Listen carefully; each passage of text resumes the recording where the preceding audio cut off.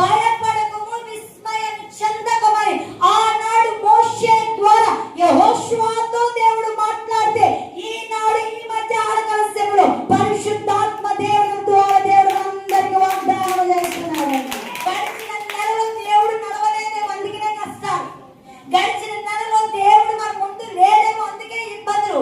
గడిచిన నెలలో దేవుడు మన ముందు నడవక, గడిచిన దినాలలో దేవుడు మన ముందు ఉండకేనేమో కన్నీరు, కలవరాలు, దుఃఖము, ఆవేదన, లేకపోతే వ్యాధులు, రోగాలు, నష్టాలు, అసమాధానాలు కలిగేమో. కానీ నా దేవుడు అంటున్నాడు, ఈ 4 నెలలు నీ ముందు నడవబోతున్నా.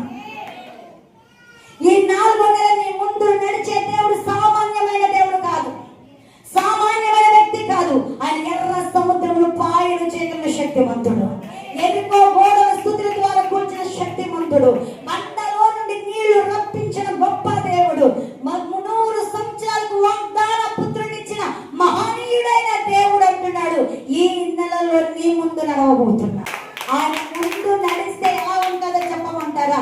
యెషయా 45:2 ఉంది, మెత్తగా ఉన్న స్థలాలు చదవండి ఒకసారి. నేను నీకు ముందుగా పోవచ్చు, మెత్తగా ఉన్న స్థలములను సరళము చేసేదను. దేవుడే గనుక మన ముందు నడిస్తే మన జీవితంలో ఏవైతే ఎత్తు పల్లాలుగా ఉన్నాయో వాటన్నిటిని సదులు చేయబోతున్నాడు. ఎత్తైన స్థితి, మెత్త అనగా ఎత్తు స్థలము అంటే ఇది నేను చేయలేను బాబు, ఇది నేను సాధించలేను బాబు, ఇది నా వల్ల కాదు బాబు, ఇది చాలా ఎక్కువ శ్రమైనది అని నీవు అనుకుంటే, నా దేవుడు అంటే నీ ముందు నడుస్తూ వాటిని సరళము చేయబోతున్నా. హల్లెలూయా. వ్యాధి స్వస్థత కలగటం అసాధ్యం, ఈ కార్యం జరుగుతూ అసాధ్యం, ఈ రోగము తగ్గటం అసాధ్యం, ఈ అప్పులు తీరటం అసాధ్యం, నా భర్త మారటం అసాధ్యం, నా పిల్లల భవిష్యత్తులో మేలు చూడటం అసాధ్యం, వ్యాపారంలో లాభం చూడటం అసాధ్యం, స్వాస్థ్యంలో ఏమో చేస్తున్నానే కానీ అది దేవుని చిత్తం అనే స్థితిలో మీ మనసులుంటే, నా దేవుడు అంటే నీ ముందు పోవచ్చు, నా దేవుడి మార్గాన్ని సరళం చేయబోతున్నాడు. ఏదైతే రీచ్ అవ్వాలనుకుంటున్నాం, ఏదైతే పొందాలనుకుంటున్నాం, ఏదైతే చూడాలనుకుంటున్నాం, ఏదైతే స్వాధీనపరచుకోవాలనుకుంటున్నావు, ఆ కార్యం నీ ముందు కష్టముగా, ఇబ్బందిగా, ఇరుకుగా కాకుండా సరళం వెళ్ళే మార్గం సులువుగా ఉండేటట్టుగా దేవుడు చేయబోతున్నాడు. ఏదైతే 3వ నెల వరకు ఇది జరగదని ఇంకా మీరు ప్రార్థన ఆపేసి ఉండొచ్చేమో, కానీ ఇంక ఇది నా జీవితంలో కార్యం జరగదు, ఇది నా వల్ల కాదు, ఈ కార్యం జరగడం సాధ్యం కాదు అని మీరు ప్రార్థన ఆపేసారేమో, కానీ మీ దేవుడు మీ మొరని మాత్రం ఆపలేదు. మొరకి ఈ నెలలో జవాబిస్తున్నాడు, నేను నీ ముందు వెళ్ళబోచున్నా. మనుషుల హృదయాలు కఠినమైపోయాము, కుమారు హృదయాలు కఠినమైపోయాము, కోడల హృదయాలు కఠినమైపోయాము, అల్లుడి హృదయాలు కఠినమైపోయాము, లేకపోతే కుమార్తెల హృదయాలు కఠినమైపోయాము, భర్త హృదయం కఠినమైపోయిందేమో, భార్య హృదయం కఠినమైపోయిందేమో, ఇరుగు పరివార హృదయాలు కఠినమైపోయి ఇప్పుడు కఠినమైన కొడుకుగా ఉన్న హృదయాలన్నిటిని సైతం నా దేవుడు మెత్తన చేయబోతున్నాడు. కఠిన హృదయాలన్నీ, ఎత్తైన స్థానాలన్నిటిని ఏం చేయబోతున్నాడు యేసయ్యా? ఆయన విజయం ఇచ్చే దేవుడు అండి, నీ ముందు నడుస్తున్న దేవుడు, నిన్ను ప్రేమించి రక్షించుకున్న దేవుడు, నీకు తోడై ఉన్న దేవుడు, ఏ మాత్రం నిన్ను విడిచిపెట్టే దేవుడు కాదు. నీ జీవితంలో మేలు చేసే చూస్తే చాలా కరుకుగా అనిపిస్తుంది ఆ మార్గం, ముళ్ళుగా అనిపిస్తుంది ఆ మార్గం, ఆ పని చాలా కష్టంగా అనిపిస్తుంది, ఆ స్నేహం చాలా ఇబ్బందిగా అనిపిస్తుంది, లేదా మనం చేసి మన ఆలోచించి మన తలంపులన్నీ కూడా ఇది సాధ్యము కాదు నా జీవితంలో అనిపిస్తుంది. కానీ నా దేవుడు అంటున్నాడు, ఒరే నీకు సాధ్యం కాదు, నీకు సాధ్యం కాదు, కానీ అది నాకు సాధ్యం. నువ్వు కాదు ముందే లేదు, నీకు కనబడి నేను నీ ముందే వెళ్ళవచ్చు. నీ రోగానికి ముందు ఎవరు ఉంటారు? జీవిత కాలం తగ్గిన వ్యాధి అన్నదాన్ని సైతం నా దేవుడు తగ్గించబోతున్నారు. ముందు ఎవరు నడుస్తున్నారు? వేదాంతం మనకి ఏసై నడుస్తున్నారండి. అలవాట్లన్నీ ఏ ఉంటాయి మనకి? వేరే స్తోత్రం చెప్పాలండి. మంగళవారాలు ముహూర్తం చూస్తారు, శుక్రవారాలు చూస్తారు, మంగళవారం శని, శుక్రవారం. అసలు మీకు ఒక విషయం చెప్పండి, మంగళవారం శుక్రవారం అన్నంత మంచిగా అయితే వేరేది ఉండదండి. నేను ఏ పని చేసిన శుక్రవారం చేస్తాం. ఏసై పెళ్లి కానాని పెళ్లి ఎప్పుడు చేస్తారనుకుంటున్నారు? చెప్పాలి. మంగళవారం. యేసు ప్రభు పాపులందరూ కొరకు చనిపోయిన రోజు ఏ రోజు? శుక్రవారం, గుడ్ ఫ్రైడే అంటే మంచి శుక్రవారం. మన శుక్రవారానికి ఎంత విలువ ఉందో మంగళవారానికి ఎంత విలువ ఉందో తెలియక మంగళవారం శుక్రవారం అనేటప్పటికి చాలా మంది దాన్ని చాలా ఏళ్ళగా ఒకలాగా చేస్తూ ఉంటారు. నువ్వు అలా జీవించి ఉన్నావంటే నీ ముందు నడిచేదేంటో చెప్పమంటావా? ఆచారాలు, అలవాటు, సాధనలు. నీ ముందు నడిచే దేవుడు 7 రోజులు కూడా మంచిగానే చేశాడు. నీ ముందు నడిచే దేవుడు ప్రతి గడియ మంచిగానే చేశాడు. అమావాస్య రోజున చేయకూడదు పని అంట. అమావాస్య రోజున పిల్లలు కొడతారు. మరి వాళ్ళు మన ఇంట్లో పెంచుకోకూడదుగా.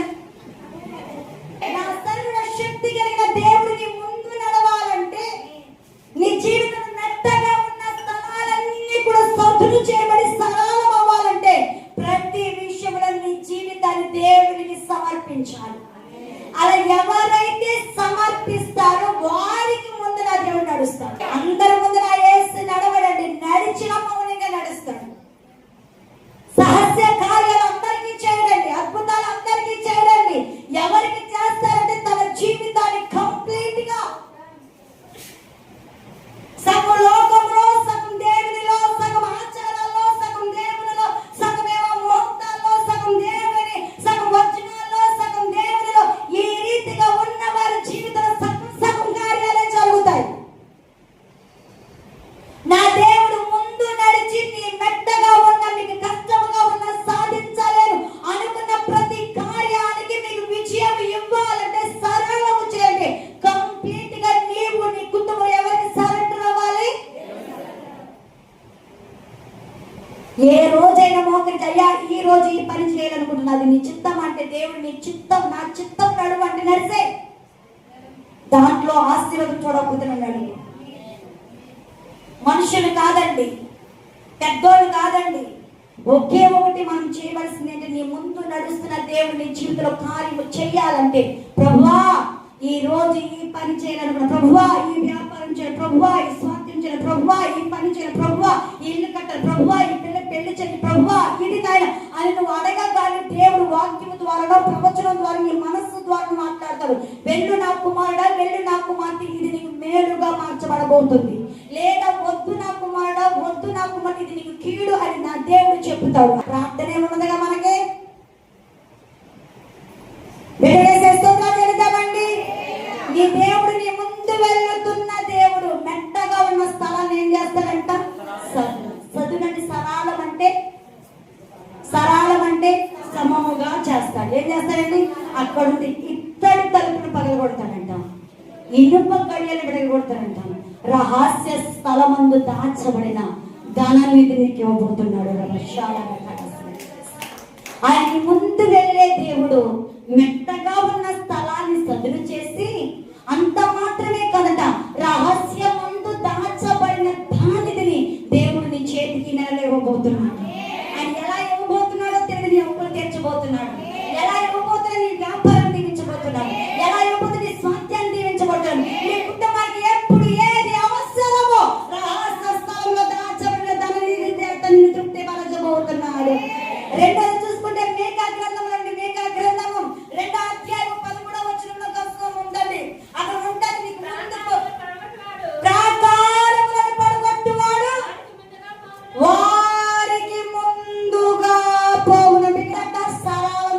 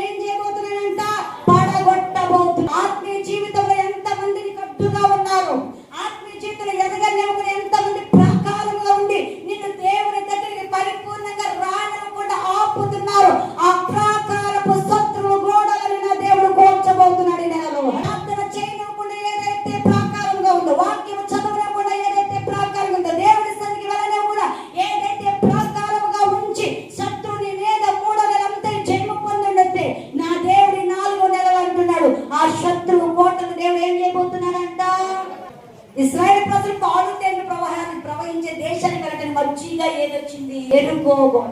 ఇశ్రాయేలు ప్రజలు వెళుతూ వెళుతూ ఉండగా పాలు తేళ్లు ప్రవహించే దేశానికి వెళ్ళక ముందు ఏది అడ్డుగా ఉన్నాయి? ఎరుకో గోడలు ఒక ప్రాకారంగా అడ్డుగా ఉన్నాయి. ఏం చేయాలో వాళ్ళకి అర్థం కాదాల. ఆ ప్రాకారం ఎలా దాటాలో వాళ్ళకి అర్థం కాదు. ఎందుకంటే ఆ ఎరుకో గోడలు అంటే ఆ వెడల్పు ఎంత ఉంటాయంటే 2 ఎడ్ల బండ్లు నడుస్తాయంట. ఈ ఎడ్ల బండ్లు ఎంత అనుకుంటాయి? ఒకటి అటు నుంచి వస్తే ఒకటి ఇటు నుంచి వెళ్తే ఏది కూడా మిస్ కాకుండా పడిపోకుండా అటు ఇటు ఎంత రోడ్డు ఎలా ఉంటుందో అంత ఎడాల్పు కలిగిన ప్రాకారం ఏదంటే ఎరుకో గోడలు అంట. అందుకనే ఎరుకో గోడల మీద కట్టుకుంది వేశ్య ఇల్లు. అంత బలమైన ప్రాకారాన్ని పడగొట్టే శక్తి ఎవరికి లేదు? ఇశ్రాయేలు ప్రజలకి లేదు. అటువంటి సమయంలో వీరు ప్రార్థిస్తూ ఉండగా దేవుడు మాట్లాడు, ఆ ఎరుకో గోడను చూసి భయపడద్దు, ఆ ఎరుకో గోడను చూసి విస్మయం ఉండొద్దు, ఆ ఎరుకో ప్రాకారం చూసి కలవరం పడద్దు. ఎందుకంటే మీ ముందు నడిచేది ఎవరో తెలుసా? జీవము కలిగిన సైన్యములకు అధిపతి యెహోవా. ఒరే బాబు, మీరు వాటిని చూసి భయపడుతున్నారండి. మీరు చేయవలసిందల్లా ఒకటే, సైన్యములకు అధిపతి యెహోవానైన నన్ను నిరంతరం స్తుతి చేయండి చాలు. మొదటగా మనల్ని మనం అప్పగించేసుకున్నాం. ఏ సరళమవటానికి మెట్టగా ఉన్న స్థలాలు సరళమవటానికి అప్పచెప్పుకున్నాం. రెండోది, ప్రాకారాలు పడగొట్టబడాలంటే నీ నోట్లో ఏముండాలి? తిడతాము తప్ప, సరుకుంటాం తప్ప స్తుతి వస్తుందని మన జీవితంలో. దేవుడు అంటున్నాడు, ప్రాకారములు పడగొట్టబడి నీకు ఆశీర్వాదం రావాలంటే నీ నోటులో ఏముండాలి? ముందు యేసయ్య వెళ్తున్నాడు. యేసయ్య మార్గాన్ని సరళం చేస్తాడు. యేసయ్య ప్రాకారాన్ని పడగొడతాడు. అయితే యేసయ్య వెనకాల వెళ్ళే ఓకంతా కుదురుతూ అనుకుంటున్నారా? వాళ్ళు కూడా ఏదో ఒక పని చేయాలి. చేయవలసిన పని అంటే మనందరము స్తుతి. కాబట్టి మన నోట్లో బూతులు ఉండాలా? స్తుతి ఉండాలి. మన నోట్లో గొడవలు ఉండాలా? స్తుతి ఉండాలా? మన నోట్లో సనుగులు ఉండాలా? స్తుతి ఉండాలా? మన నోట్లో కోపంతో వచ్చే మాటలు, అహంభావం కలిగిన మాటలు స్తుతి ఉండాలా? స్తుతిని నోట్లో ఉంటే ఎంత ఎత్తైన ప్రాకారం ఎంత పడబోతున్నది. నీకు ప్రాకారంగా నీ రోగం ఉండొచ్చు, నీకు ప్రాకారంగా నీ కుటుంబస్తులు ఉండొచ్చు, నీకు ప్రాకారంగానే నీ జీవితంలో అనేకమైన కార్యాలు ఉండొచ్చు. అయితే నా దేవుడు అంటున్నాడు, నువ్వు అటువైపు చూసి భయపడకు, కుమిలిపోవు, కృంగిపోవు, వేదన చెందకు. ఎంత ఎత్తు ప్రాకారమైన పడగొట్టే ఆయుధం నీ చేతిలోనే ఉంది. ఆ ఆయుధమే స్తుతి అనే ఆయుధం. నువ్వు నోటితో స్తుతి చేయించుండగా నా దేవుడు నీ ఎదుట ఉన్న ప్రతి ప్రాకారాన్ని పడగొట్టునుగాక. శత్రు ప్రాకారాలను పడగొట్టునుగాక. యాదన ప్రాకారాలు పడగొట్టునుగాక. ప్రాత్మ కట్లని ప్రాకారాలు పడగొట్టునుగాక. చాటబడి చిన్నని శత్రుని ప్రాకారాలు పడగొట్టునుగాక. నీ జీవితాల కార్యాలు జరగకుండా అడ్డుపడుతున్న ప్రతి ప్రాకారాలు పడగొట్టబడునుగాక. మొదట మార్గాలు సరళం చేస్తాడు. రెండోది ప్రాకారాన్ని పడగొట్టాడు. మూడోది ద్వితీయోపదేశకాండం 31వ అధ్యాయం 3వ వచనంలో ఉంది, నీ ఎదుట శత్రువులను నాశనం చేస్తాడంట. ఏం చేస్తాడంటే? చదవడం తొందరగా. ద్వితీయోపదేశకాండం 31 ముగించేస్తున్నాను. 3వ వచనం, నీ దేవుడైన యెహోవా నీకు ముందుగా నడిచిపోయి ఆ జనుల ఎదుట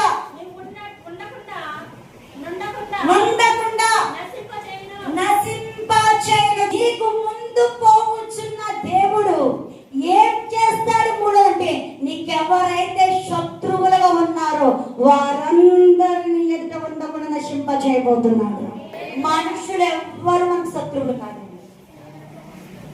మనందరము డినామినేషన్లు వేరైనా, సంఘాలు వేరైనా, పద్ధతులు వేరైనా, ఏది వేరైనా మనందరము సహోదరులు. మనందరికి ఒక శత్రువు ఉన్నాడండి. వాడే అపవాది అయినా. నీ హృదయాన్ని ఎవరన్నా కృంగతీస్తున్నారంటే వారి హృదయంలో వాడు కాదు, వాళ్ళ ఎవరున్నాడు? ఆత్మీయుడు, ఆత్మీయురాలు. కాబట్టి నువ్వు ఎదగనివ్వకుండా, ప్రాకారాలు దాటకుండా, మెట్టకున్న స్థలాన్ని సొంతనావనివ్వకుండా నీ జీవితంలో అడ్డుపడి సాతాను డైరెక్టర్ గా వచ్చి నీతో యుద్ధము చేయదండి. వాడు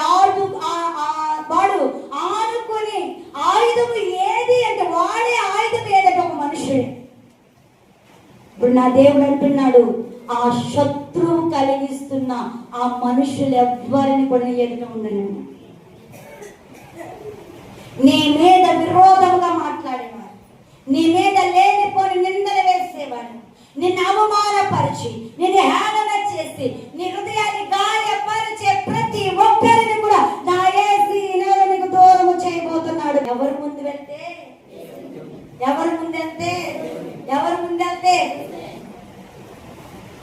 యెహోవా శత్రువు నీ ముందు లేకుండా నశింపచేస్తాడు. ఎందుకో చెప్పమంటారా? మీరు నేను పాలు తేళ్లు ప్రవహించే దేశానికి వెళ్ళాలని, ఆయన నీ జీవితంలో కష్టము లేకుండా నేను పెంచాలని, ఇబ్బంది లేకుండా నేను పెంచాలని. ఎందుకు నేను ముందెళ్తానయ్యా, నా వెనకాల నువ్వు రా. నా అందుకే నేను ప్రయాసపడి భారం మోయించిన సమస్త జనులారా నా యొద్దకు రండి. ఇదిగో నా కాడి సులువు, భారము నేను మీకు విశ్రాంతిని ఇస్తాను. ఏమి ఇస్తానంట? ఇప్పుడు కాడి అంటే ఇప్పుడు ఎత్తులు రెండు ఉన్నాయండి. ఒక ఎత్తు అవుకైపోయింది, గాయమైంది. అయితే ఎత్తులు రెండు ఉన్నాయి, ఎత్తు ఒకటే బాగుంది, ఒక ఎత్తు ఏమో గాయమైంది. పందాలు చూసారా? ఎట్ల పందాలు చూసారా? దేవుడి సోదరులు చెప్పండి. ఎట్లా అప్పుడు ఎత్తులు వాటికి భారమైన బరువు మధ్యలో కడతారు. ఏం కడతారమ్మా చెప్పాలి? ఏం కడతారు? ఒక బరువు, ఎన్నో కేజీల బరువు కలిగిన ఒకటి మధ్యలో కడతారు. ఆ పక్కన ఎత్తు ఉంటుంది, ఈ పక్కన ఎత్తు ఉంటుంది. అయితే వాళ్ళు దాన్ని బరువుని ఈడ్చుకుంటే వెళ్ళాలండి. అటువంటి సమయంలో ఏ ఆవుపైన ఏ ఎత్తైన బలహీనమైంది అనుకో, పక్కన ఎత్తు అంటది, జస్ట్ భుజం వాల్చు, దీన్ని నడిపించేది నేను అంటాను. జస్ట్ నువ్వు భుజమే వాల్చు, కానీ యజమాని నెగ్గించేది నేను చూసుకుంటాను. కేవలం నీ కాడి మాకు ఓడిపోకుండా. ఎందుకంటే ఇద్దరు నడవాలి, పందుములు ఎవరు ఉండాలి? ఇద్దరు ఉండాలి. కాబట్టి నువ్వు జస్ట్ గాయమైపోయినా తెలుసు, అలసిపోయినా తెలుసు, కృంగిపోయినా తెలుసు, ఇది మోయడం నీకు కష్టమైన నాకు తెలుసు, కానీ జస్ట్ నీ భుజం మీద కాడి మాత్రమే ఉంచుకో. భారం అంతా నేను భరిస్తానని పక్కనున్న ఎత్తి ఎలాగ పక్క వ్యక్తి ఎద్దుతో చెప్తుందో అలాగే ఈ రోజు నా ప్రభువు చెప్తున్నాడు. జస్ట్ చాలు, ముందు నుండి ఏది ఎక్కడ ఎలా చేయాలి సమస్తాన్ని చేస్తానని దేవుడు మొదటగా సరళము చేయబోతుంది. చక్కరికి వెళ్ళాలని మార్గాలు సరళము చేయనుగాక. ఎక్కడున్న మనందరికీ కూడా దేవుడు అనేకమైన మార్గాలు తెలిసి మీ కుటుంబాలని, మీ వ్యాపారాలని, మీ స్వాస్థ్యాలని, మీ వాహనాన్ని, మీ కష్టార్జితాన్ని దేవుడు ఆశీర్వదించునుగాక. అలా ఆశీర్వదించాలంటే మన ముందు ఎవరు వెళ్ళాలండి? మొదటగా సరళం చేయడం, రెండోది పడగొట్టబోతుడు. ఏంటి పడగొట్టబోతున్నాడు? ప్రాకారాన్ని పట్టడం. మూడోది నీ శత్రువులు నీ యొద్ద ఉండకుండా నాశనము చేయబోతున్నాడు. అటువంటి కృప పరిశుద్ధాత్మ దేవుడు మనందరికీ దయచేయునుగాక.